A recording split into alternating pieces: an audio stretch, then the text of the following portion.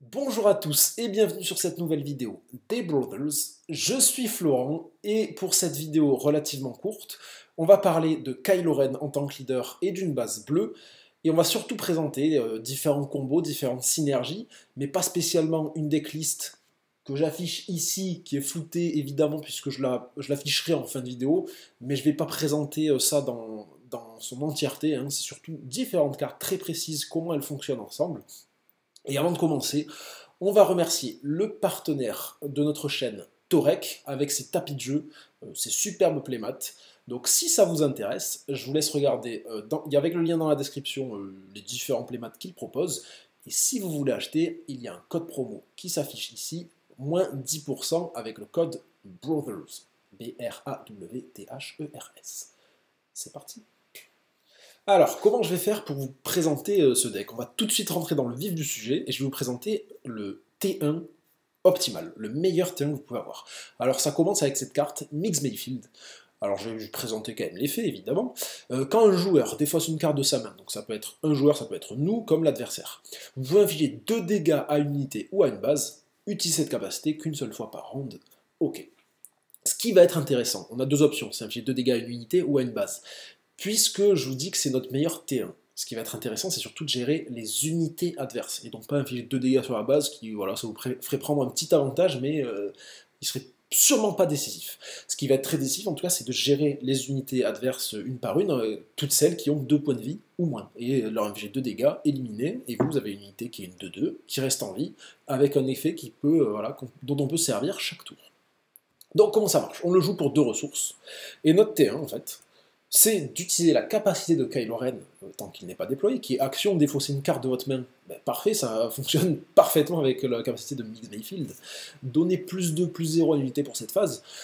Évidemment, Mix Mayfield n'est pas redressé, donc on ne va pas bénéficier du plus 2, plus 0, mais en revanche, on va pouvoir infliger 2 dégâts à une unité sur ce tour, puisqu'on peut utiliser cette capacité qu'une seule fois par round. Ben, très bien, c'est le premier round, on l'utilise, donc l'adversaire, on imagine qu'il a joué une unité, ben, 2 dégâts sur cette unité.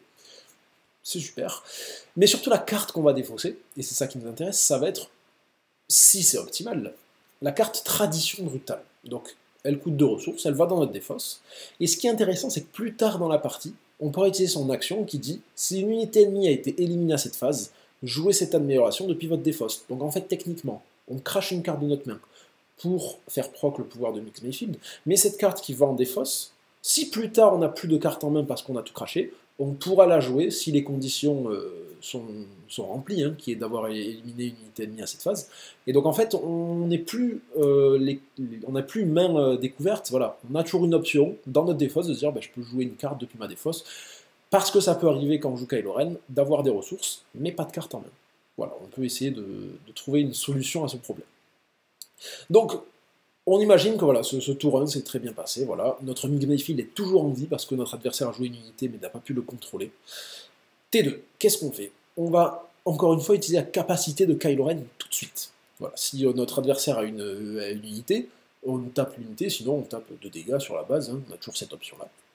Donc encore une fois, je défausse une carte de ma main avec Kylo Ren, je donne plus 2, donc cette fois-ci bah, ça va être utile pour Mix Mayfield puisqu'il va passer en 4-2. Hein. Mais qu'est-ce que je vais défausser? Le TIE Silencer de Kylo. Donc, je le mets dans la défausse, et encore lui, une fois, il a un effet qui, si cette unité a été défaussée de votre main ou de votre deck à cette phase, jouez-la depuis votre défausse. Donc, hop, c'est défaussé. Notre Mix Mayfield, il a plus 2 pour cette phase, on peut infliger 2 dégâts à une unité ou une base. On peut jouer une unité à 1, je les présenterai après, voilà, il y a le chasseur TIE, antagoniste Gavien, Stormtrooper de l'étoile noire. Et donc, on a payé une ressource pour une unité à 1, qu'importe. Et ensuite, qu'est-ce qu'on va faire? On va venir rejouer notre TIE Silencer de Kylo, qu'on a défaussé. Action si cette unité est défaussée de votre main à cette phase. Hop, pour 2 ressources. Je vais pouvoir le jouer dans l'espace aérien, donc j'ai une 3-2 qui a été posée espace aérien. On a une unité à 1 qui est venue aider notre Mix Mayfield. On a notre Mix Mayfield qui a pu faire proc et taper 2 à une unité ou une base, et qui a plus 2 pour cette phase, donc il va taper à 4. On a fait un T2 de fou. Bon, et ensuite, je vends le deck comme étant force. Bah, je vais présenter 10 événements qui sont dans le deck, qui sont projection de force, étranglement de force, éclair de force, elle dit toute chose. Je ne vais pas rentrer plus dans les détails, sauf concernant projection de force. Pourquoi? Choisissez un joueur, ce joueur défausse une carte de sa main, puis si vous contrôlez une unité force, vous pouvez infliger à l'unité des dégâts égaux au coût de la carte défaussée. Donc nous, ce qui va être intéressant, c'est de pouvoir remplir cette condition si vous contrôlez l'unité force, et de maximiser le nombre d'unités force qu'on peut poser sur le terrain pour voilà, rentabiliser cette carte. Mais cette carte, elle dit choisissez un joueur. Vous pouvez très bien vous choisir vous, faire en sorte que ce joueur défausse une carte de sa main, c'est-à-dire nous, faire proc différents effets quand on défausse une carte de sa main, comme j'ai pu le montrer juste précédemment. Et surtout, vous pouvez infliger une unité de dégâts égaux au coût de la carte défaussée. Ben, si c'est vous qui choisissez une carte de votre main, vous savez quels sont le nombre de dégâts infligés, puisque c'est vous qui choisissez une carte de votre main. Donc ça peut être utilisé sur l'adversaire, évidemment, comme je pense 90% des gens qui l'ont utilisé jusqu'à présent dans ce set 1. Mais maintenant, avec ce set 2, avec Kylo Ren et d'autres effets de cartes, on peut se rendre compte qu'on peut l'utiliser sur nous, et que ça peut avoir des effets bénéfiques. Donc, surtout Kylo Ren, si on est juste au tour précédent pour le déployer, on sait que Kylo Ren, il a -1 en attaque pour chaque carte dans votre main. Donc si on joue projection de force et qu'on défausse une autre carte de sa main, ça fait 2 cartes à enlever, et donc Kylo Ren, on peut le rentabiliser, maximiser ses dégâts, c'est-à-dire 5-4, ses stats à 100%. Donc notre unité favorite en force, ça va être le gardien des Whills, donc que j'ai mis en 3 exemplaires, qui est une 2-2. La première amélioration, que vous jouez sur cette unité à chaque round coûte 1 de moins. Et ça tombe bien puisque je présenterai juste après le nombre d'améliorations qu'il y a dans ce deck, et c'est ça qui constitue quand même la force de ce deck. Donc voici une grande partie des améliorations, notamment le sabre laser déchu qui combine bien avec les unités force. Je ne rentre pas plus dans les détails, je vous laisse observer. Mais concernant les autres unités force, donc on a 3 exemplaires du gardien des Whills, 3 exemplaires du 5e frère, et j'y reviendrai un petit peu plus tard sur le 5e frère et les améliorations qui vont avec, mais en tout cas ces 2 unités sont 3 exemplaires. Parce que bas coût en ressources, 2 et 3. Et ensuite, les unités force qui ont un plus grand coût en ressources, qui sont Rey. Donc on peut la jouer si on contrôle Kylo Ren, donc étant donné que c'est notre leader, on n'a pas la pénalité héroïsme. Donc on la joue pour 5 ressources, puisqu'on est en bleu, il n'y a pas de souci. Un exemplaire pour Rey, un exemplaire pour la 7ème sœur, un exemplaire pour Kylo Ren. Je reviendrai sur Rey et Kylo Ren aussi plus tard pour préciser des petits combos. Mais voilà, étant donné que c'est 5 ressources et 6 ressources, j'ai pas voulu flouter le deck. Et voilà, c'est 3 options différentes pour des hauts coûts en ressources. Et voilà, quand elles rentrent en jeu, elles font bien la différence.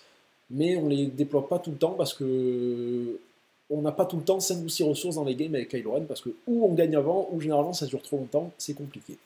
Donc voilà, ça c'est les 9 unités force. Il ne faut pas oublier qu'on a notre leader aussi, surtout, qui sort à 4 ressources, et qu'on est sûr de pouvoir sortir à chaque fois qu'on a 4 ressources.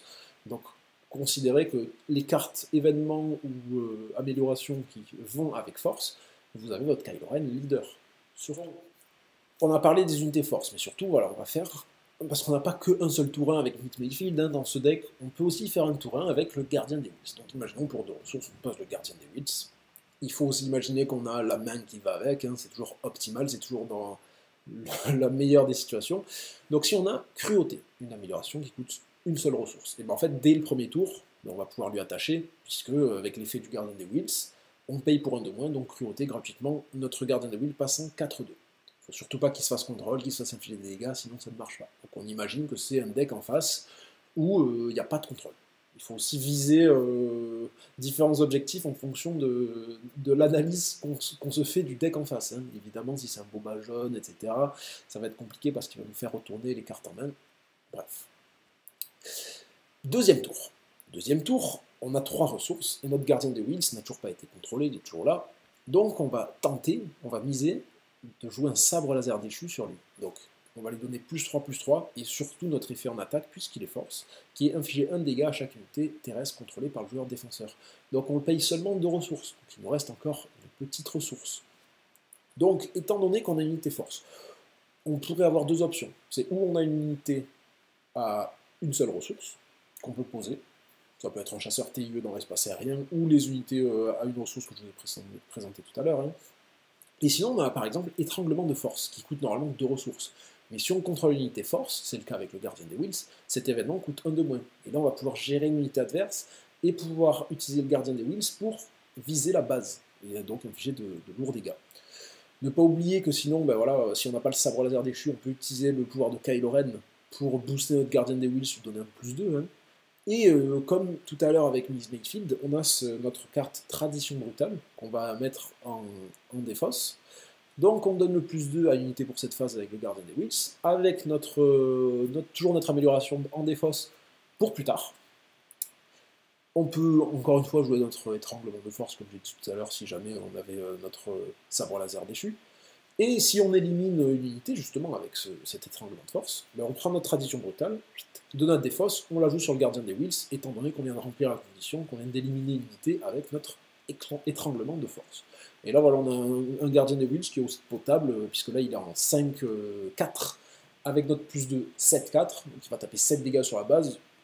C'est une petite menace sympathique, quand même, on va pas se mentir. Et là, dans ce cas-là, où on aurait utilisé une seule ressource pour le tradition brutale, mais il nous reste encore une ressource, et là on peut jouer une unité à 1, comme je dis, chasseur TE, gardien, Stormtrooper. Et donc là, vous vous dites sûrement, ouais, Florent, t'es bien sympa, tu nous présentes toujours des situations où t'as toutes tes unités qui restent en vie, qui font tatati, tatata. Je comprends, et c'est évidemment l'intérêt que je porte à ce genre de vidéo, c'est si ça se passe bien, comment réagir, quelle option choisir en fonction quand tout se passe bien. Quand tout se passe mal, vous vous débrouillez. Non, je rigole. Si ça se passe moins bien, et qu'au tour 1, vous êtes fait gérer vos unités, et vous avez votre tour 2. Après, je considère aussi que voilà, s'il y a 8 tours dans le jeu, avec ce deck Kylo Ren, vous avez perdu. C'est vraiment, il faut burst au tout début du jeu. Si c'est vraiment un deck qui vous counter, un deck full control qui va vous hard control, c'est fini. Ça, c'est aussi le jeu, hein. Il y a des decks qui vous counter, etc. Donc ça se passe moins bien tour 1, mais tour 2, vous avez le 5e frère. Évidemment, il faut que vous ayez le 5e frère. Hein. S'il est au fond du deck, je peux rien faire pour vous. Donc vous jouez tour 2, votre 5e frère, ça vous coûte 3 ressources. C'est quand même une unité qui a 4 points de vie. Elle peut survivre. Je l'espère. Donc, le tour qui suit. Le tour qui suit, on peut sortir Kylo Ren en tant que leader, en tant qu'unité. Donc, vous avez 4 ressources. Hein. Sur le 5e frère, pour 2 ressources, vous allez jouer le sabre laser de Vador. Donc, d'une 2-4, il passe en 5-5. Et là, il commence à faire très peur, sachant qu'il a son effet en attaque et son effet raid. Donc, on imagine qu'il y a l'adversaire qui vous inflige des dégâts, mais qui ne vous élimine pas. Ou alors que vous attaquez avec le 5e frère, vous utilisez votre effet en attaque, vous éliminez l'adversaire, vous n'êtes pas éliminé, parce que vous avez quand même 5 points de vie initialement. Pour 2 ressources, vous avez l'événement bleu, elle lit toute chose, qui est force, et soignez 3 dégâts d'une unité. Si vous contrôlez une unité force, vous pouvez infliger autant de dégâts à une autre unité. Donc on imagine que l'adversaire s'est déployé, donc vous gérez une unité, hop, elle lit toute chose, vous éliminez une autre unité. À ne pas oublier que vous pouvez éliminer une unité dans l'espace aérien, avec cet effet, avec cet événement, elle lit toute chose. Donc voilà, on a déployé une unité, on l'a blindée, et en plus, on la maintient en vie, on l'a fait devenir plus résistante. Et voilà, et elle est là pour le prochain tour, et surtout, il y a Kylo Ren qui est censé sortir. Mais c'est pas tout. Avec Kylo Ren, avant qu'il sorte, on peut aussi utiliser son effet hein, pour lui donner +2, défausser une carte de notre même. Voilà, idéalement, la meilleure carte à défausser, c'est la tradition brutale, parce qu'on peut l'utiliser sur n'importe quel tour du moment qu'on a éliminé une unité à cette phase. Et voilà, donc si jamais on n'avait pas la carte, par exemple, pour se soigner, elle dit toute chose, et bien on peut, pour 2 ressources, mettre tradition brutale sur le 5e frère. Ce qui va être intéressant sur le 5e frère, c'est les 2 points de vie en plus, puisqu'il a son effet qui gagne raid 1 pour chaque dégât qu'il a sur lui. C'est plutôt sympa, tradition brutale sur le 5e frère. Et sinon, pour plus tard, sur le tour qui va suivre, même si on a déployé Kylo Ren, on a l'événement fanfaronnade. Donc il faudrait qu'on ait éliminé avec le 5e frère une unité. Donc si vous avez éliminé une unité à cette phase, cet événement coûte 2 de moins. Redresser l'unité. Sinon, pour 5 ressources, on peut utiliser nativement comme ça, taper 2 fois la base. Mais sinon, ce qui peut être sympa, c'est voilà, d'éliminer une unité. Et pour seulement 3 ressources, on redresse le 5e frère. Et derrière, on a 2 ressources pour jouer des événements, des améliorations. Ça peut être sur Kylo Ren Leader aussi. Je reviens au dernier point sur les 2 cartes qui sont un seul exemplaire, qui sont Rey unité et Kylo Ren unité. Donc comme je l'ai dit précédemment, Rey, on peut la jouer sans payer sa pénalité d'affinité héroïsme, puisqu'on contrôle Kylo Ren. Ce qui va être intéressant en attaque, c'est qu'on peut soigner 2 dégâts d'unité. Ça peut aller totalement de pair avec ce qu'on vient de présenter avec le 5e frère, pour le soigner, le maintenir en vie le plus longtemps possible. Donc ça peut être le tour qui suit avec le 5e frère, ça peut être l'unité Rey qui peut sortir.